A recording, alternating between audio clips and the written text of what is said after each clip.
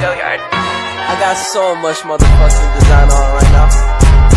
Break it down, bring it back, make it clap. I got 3 old thoughts, new guap, where that thing. Bitches on my line, and you know they come strapped, hold up.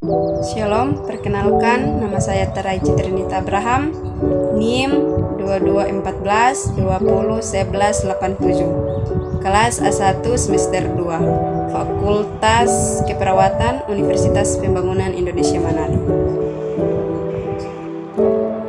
Bagian A, definisi dan konsep Pancasila.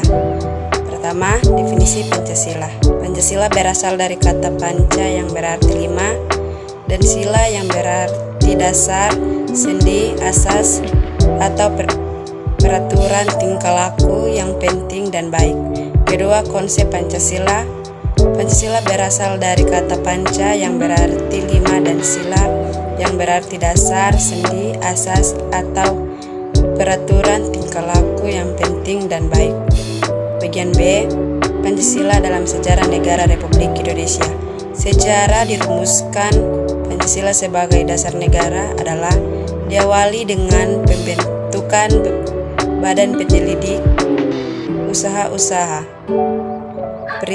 Persiapan Kemerdekaan Indonesia BPUPKI. Bagian C, sumber historis, sosiologis, yuridis, dan politis pendidikan Pancasila. Yang pertama, sumber historis. Sumber pendidikan Pancasila yang pertama adalah dari sumber historis.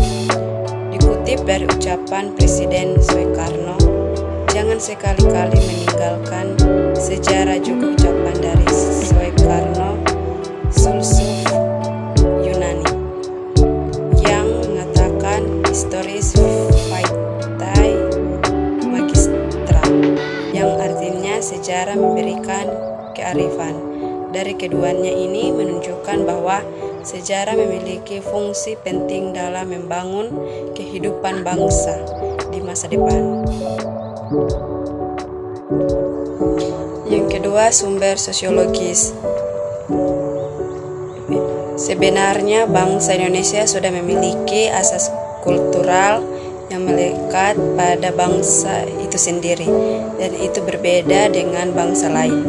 Yang ketiga, sumber yuridis.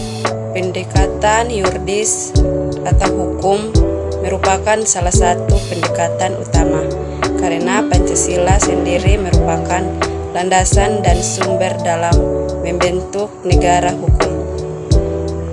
D. Pancasila sebagai dasar dan ideologi negara. Makna ideologi Pancasila adalah sebagai keseluruhan pandangan, cita-cita, keyakinan, dan nilai bangsa Indonesia yang secara normatif perlu diwujudkan dalam kehidupan bermasa. Kehidupan bermasyarakat, berbangsa, dan bernegara. Bagian E, Pancasila sebagai sistem filsafat, etika, dan dasar nilai perkembangan ilmu. Yang pertama, sistem filsafat. Pancasila disebut sebagai sistem filsafat karena Pancasila mengandung pandangan, nilai, dan pemikiran yang dapat menjadi substansi dan isi pembentukan ideologi Pancasila. Yang kedua, sistem etika. Secara etimologis, etika berarti ilmu tentang segala sesuatu yang biasa dilakukan untuk ilmu tentang adat kebiasaan. Dalam arti ini, etika berkaitan dengan kebiasaan hidup yang baik, tata cara hidup yang baik pada diri seseorang maupun masyarakat. Ketiga, pengembangan ilmu. Pengertian Pancasila sebagai dasar nilai pengembangan ilmu dapat mengacu pada beberapa jenis pengembangan. Bagian F, latar belakang lahirnya masa reformasi. Krisis ekonomi melanda Indonesia dan negara di Asia Tenggara pada 1997 yang berdampak pada harga bahan-bahan pokok naik dan keberadaannya langka.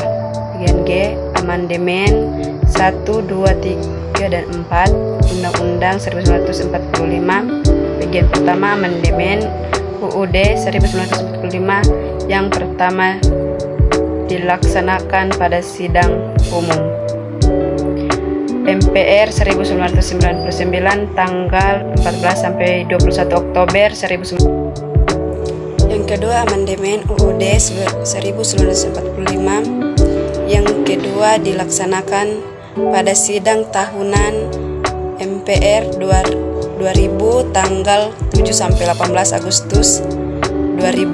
Perubahan kedua UUD 1945 ditetapkan pada tanggal 18 Agustus 2000. Ketiga, amandemen UUD 1945 yang ketiga dilaksanakan pada sidang tahunan MPR 2001 tanggal 1 sampai 9 November 2001. Perubahan ketiga terhadap UUD 1945 ditetapkan tanggal 9 November 2001. Yang keempat, amandemen UUD 1945 yang keempat dilaksanakan pada sidang tahunan MPR 2021 tanggal 1 sampai 11 Agustus 2002. Hasil amandemen UUD 1945 yang kedua meliputi 19 pasal yang terdiri atas 31 butir ketentuan serta 1 butir yang dihapuskan.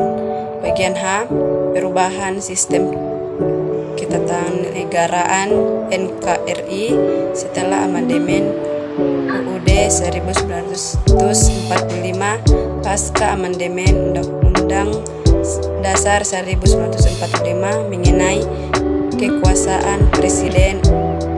Apa yang terjadi perubahan dalam sistem ketatanegaraan Indonesia setelah amandemen UUD 1945 terjadi pergeseran kekuasaan presiden dalam membentuk undang-undang yang diatur dalam pasal 5 berubah menjadi presiden berhak mengajukan rancangan undang-undang dan Dewan Perwakilan Rakyat memegang kekuasaan membentuk undang-undang. Pasal 20. Bagian I, implementasi sila pertama, kedua, ketiga, keempat, dan kelima Pancasila dalam aspek kehidupan bangsa. Yang pertama, sila pertama ketuhanan yang Maha Esa. Dalam kehidupan sekarang, setiap masyarakat Indonesia dijamin kebebasan dalam menjalani kepercayaannya masing-masing.